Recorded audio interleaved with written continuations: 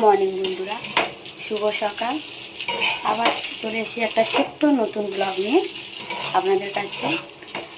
তো পুজো সবার খুব ভালো কেটেছে আশা করি। তো আমাদেরও পুজো ভালোই কেটেছে। এবার ঠান্ডা ঠান্ডা পড়ছে, ভালোই লাগছে। এতদিন গরমকে বহন করে এসেছি, এবার ঠান্ডাকে বহন করব। ঠিক আছে, চলে যাবে। এই যে আমার কর্তা মশাই চাউমিন করে দিচ্ছি।